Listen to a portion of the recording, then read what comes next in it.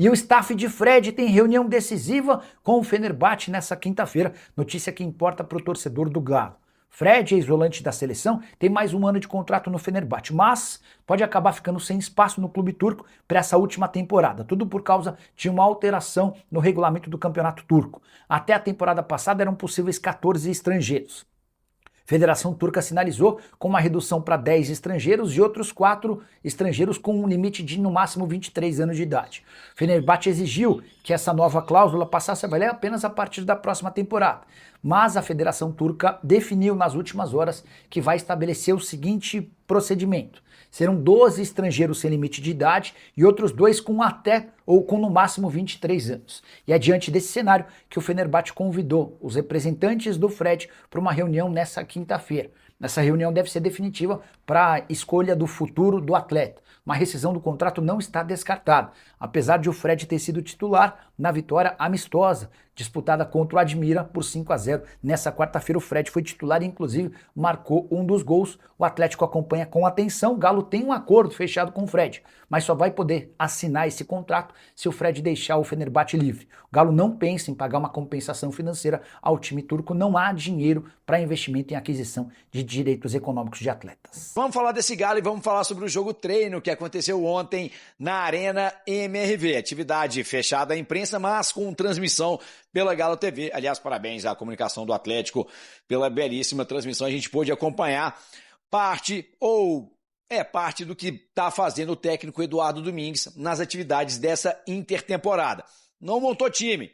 A gente imaginava um time titular, mas ele colocou metade dos titulares no time no primeiro tempo e metade dos titulares no time do segundo tempo. O gol no primeiro tempo, que ficou 1-1, foi marcado pelo Igor Gomes. Wanderson diminuiu para a equipe sub-20 do Galo. E no segundo tempo, Bernard fez 2 gols. O segundo deles, um golaço, uma cavadinha na saída do goleiro Robert, dando números finais aí à atividade 3-1. Mas não é isso que importa. Importa é o que a gente viu em campo.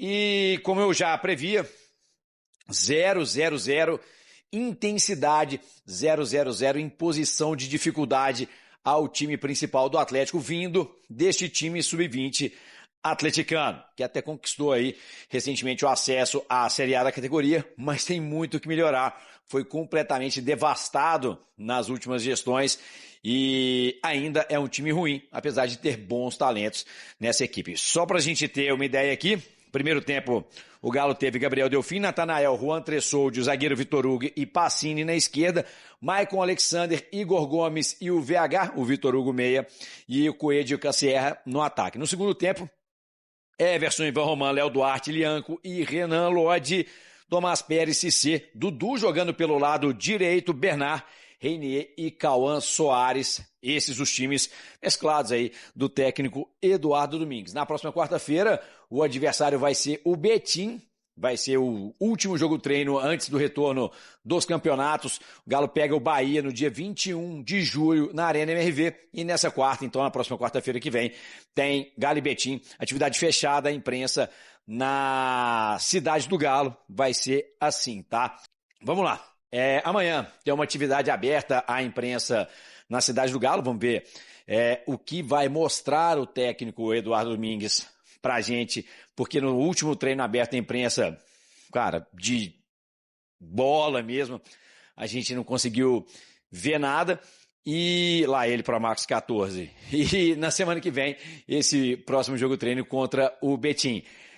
Falando ainda sobre essa questão de reforços, o Paulo Brax, durante a transmissão da Galo TV, a gente vai até trazer os trechos principais aí dos personagens do jogo treino e o próprio Paulo Brax, mas assim, ele deixou o torcedor um pouco preocupado, mas já cortando na raiz qualquer esperança de uma grande contratação nessa janela. Diz que o Atlético vai em busca de oportunidades, citou até 3 boas oportunidades de mercado que o Atlético conseguiu recentemente, falou do meia, o Vitor Hugo, do Juan Tressoldi e também do Renan Lodi. E imagina que vai ser nessa toada, nesse padrão aí, as contratações, caso elas venham nessa janela do meio do ano, né? Vamos ver o que vai aprontar aí o treinador atleticano e certamente o vice-presidente do Galo, também em busca desses nomes que o treinador atleticano quer para reforçar o time para a temporada 2026. Eu fico feliz em ouvir oportunidade para a base, na teoria. Eu fico feliz. Eu quero ver na prática, porque o discurso da base, a gente sempre falou aqui, né?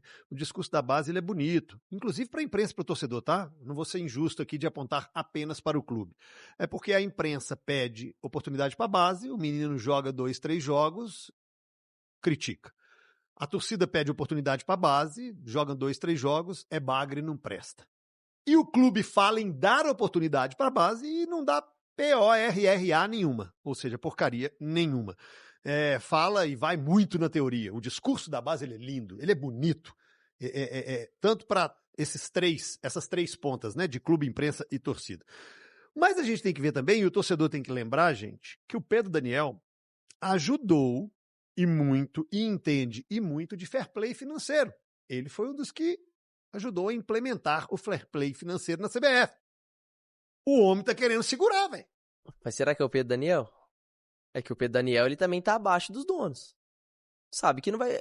A fala do Paulo Brax... o Pedro Daniel pra bater lá e falar que vocês estão ligados que se vocês forem desse jeito, vocês vão tomar ferro lá na frente. E os donos podem falar, beleza, vamos correr o risco. Mas aí... CJ, a fala do Paulo Brax, pra mim, é uma forma muito polida, educada, de deixar claro pro torcedor, não vamos colocar dinheiro, não temos não temos de onde tirar dinheiro para colocar, não vamos contratar, a não ser que apareça algo muito fora do normal pra gente apresentar alguém. E aí, de certa forma, ele fala, com o que a gente tem aqui, é isso aí. A gente sabe que precisa mudar algumas coisas. Vamos tentar oportunizar a galera da base. E aí, vai entrar também o papel do técnico. Não adianta só o clube querer. O técnico tem que pôr pra jogar. Tem que entender que os moleques podem ajudar aqui ou ali. Acredito que o Barba possa fazer isso como ele veio fazendo nesse começo de trabalho dele no Atlético. Mas o recado do Paulo Brax é esse. Não tem grana pra colocar, só vai aparecer se for uma baita oportunidade de mercado. Resumindo, ele falou que não vai investir, vai ter oportunidade. E no final, ele falou uma coisa interessante que é, não vou trazer ninguém para não elevar o nível do elenco. E para você elevar o nível do elenco, é gastando dinheiro. Ou uma oportunidade gigantesca que ninguém tá vendo, tá todo mundo de olho fechado, você vai lá e busca. Então, se você não tem dinheiro e você não vai trazer ninguém igual, não vai vir ninguém, CJ. E aí, o que é oportunidade? Mas quando você fala em elevar o nível do elenco, você só pensa em nome grande?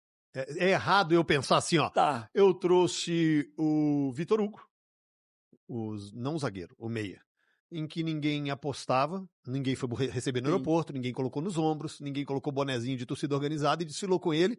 E ele teve um ganho técnico. Sim. E ele melhorou o time. Quando você fala isso... Aí é uma grande surpresa, um grande trabalho da diretoria. É isso. Mas quando encontrar você fala... esses caras. Então, mas quando você fala isso de grandes nomes, é apenas o rótulo? Entendi que você pergunta, né? Que seria os jogadores famosos. Não, é só o Renan Lodge. Ele trazer um jogador como foi o Vitor Hugo, aí é uma grande... Um acerto, e é uma grande surpresa. É uma surpresa, Jota. No meio do ano, você encontrar um jogador como o Vitor Hugo, que chegaria... titular com custo baixo é uma grande surpresa, seria uma grande surpresa. Por isso que eu acho que a probabilidade de vir jogador agora é muito pequena, pelo discurso, né? E o torcedor tem que entender isso. E o exemplo disso é o Fred. Então, você pode não concordar, mas tem que estar ciente de que parece que é para esse lado que tá andando. E o exemplo disso é o Fred. O Fred é um cara que veio negociando com o Atlético, parece que o Atlético teve uma sinalização positiva ali do que o Fred... estaria interessado em jogar no Atlético, mas aí tem a outra parte, negociar com o clube. E o Atlético não vai pôr grana pra tirar um cara que se chega, esse sobe o nível do time, esse evolui, esse vai ser titular, chega pra fardar, como a galera gosta de falar. Mas não vai pôr dinheiro. Só se o Fenerbahçe tiver que liberar ele, o Nicola já comentou sobre isso, pela questão de estrangeiros e tal, mas...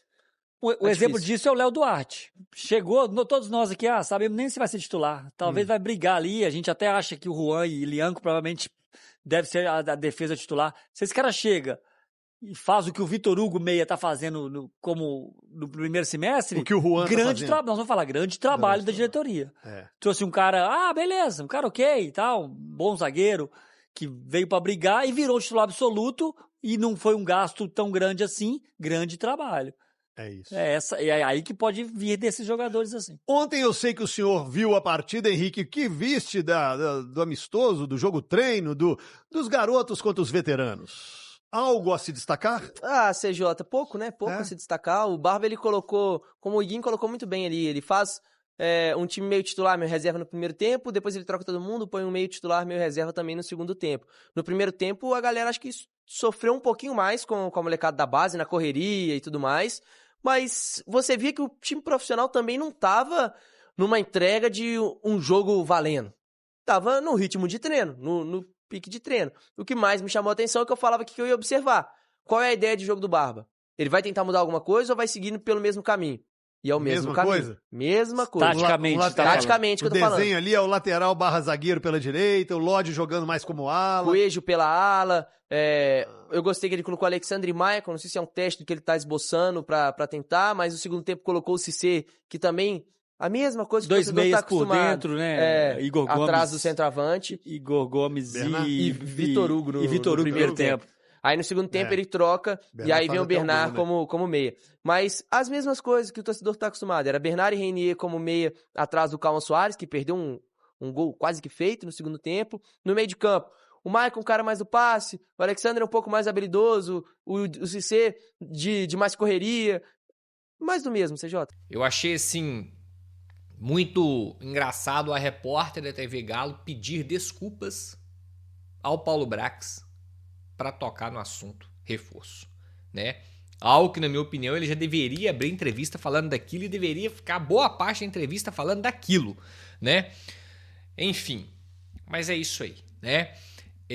A entrevista, para mim, fica clara que não tem ninguém avançado, e eu venho falando isso com vocês aqui frequentemente, diariamente. Não iríamos ter reforço no dia 22 de julho, que era quando tem a apresentação.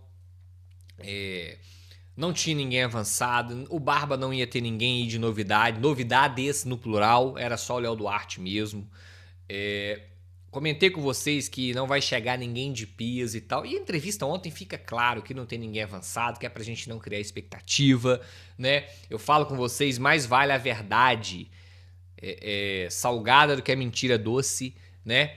Eu falo sempre com vocês, aqui não estamos aqui pra iludir, ficar iludindo vocês, tá? Então não tem ninguém avançado, não vai vir ninguém forte aí. Ele fala de categoria de base o tempo inteiro, entendeu? Cita ali como é que foram as oportunidades de mercado, né? E fala aquilo que eu venho falando com vocês também, que essa janela do meio do ano vai ser uma janela de manutenção. Não achem que vai ser uma janela de chegar reforços, pacotão, caminhão de reforço. É longe disso. Venho falando com vocês, a janela do início do ano foi a janela que eles usaram para investir. Essa janela do meio do ano vai ser uma janela de manutenção. Quem me acompanha aqui sabe, tem quanto tempo que eu tô falando isso aqui com vocês, gente. E outra, lá no início do ano eu falei, este ano, 2026, o investimento no departamento de futebol, contratações, vai ser inferior ao que foi ano passado. E me rebateram, falaram que eu tava mentindo. O dono do clube veio a público e juntou uma turma aí para dar entrevista de portas fechadas e falaram com essas pessoas que o investimento esse ano ia ser maior. Vai ser mesmo?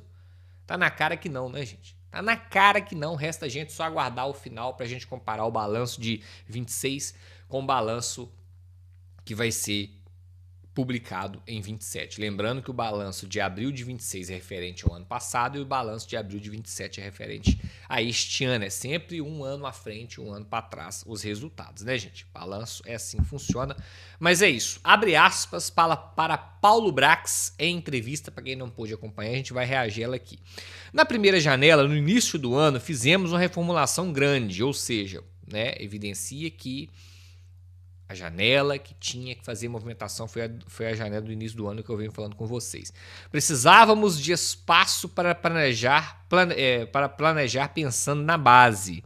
No início do ano, fizemos um investimento relevante e, neste meio de ano, o nosso CEO, Pedro Daniel, já deixou clara qual é a diretriz do clube que é cumprida em todos os níveis de hierarquia. O Atlético não vai fazer investimento forte, olha aí, hein, nesta janela do meio do ano. Nem investir em contratações por compra. Viram? O que eu venho falando com vocês, gente? Lá no início, quem acompanha o canal aí, todo vídeo, sabe que eu venho preparando vocês para isso aqui. O elefante, quando está na árvore, é a queda, irmão. Grandes expectativas geram grandes frustrações. Por mais que diversas vezes eu tomo porrada aqui e sirvo de vidraça, né, pra diretoria, o pessoal fica bravo comigo, você só traz notícia ruim, ah lá, mais uma notícia ruim, Tanaka.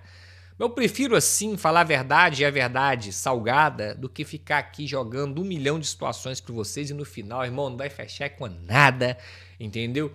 É isso. Tamo junto, forte abraço. Desculpa aí se em alguns momentos, né, eu extrapolei aqui, enfim, se vocês ficam chateados que eu tô trazendo muita notícia ruim, mas eu não tenho culpa, não culpem o mensageiro. Se você tá devendo alguma coisa e chega na sua carta, através do carteiro, a cobrança, você não vai chutar o carteiro, você não vai bater no carteiro. O carteiro não tem culpa, ele tá te entregando a notícia, né? Então não culpem o mensageiro, beleza? Tamo junto, forte abraço. Fui, valeu. Qualquer novidade, eu tô de volta. É nóis, tamo junto.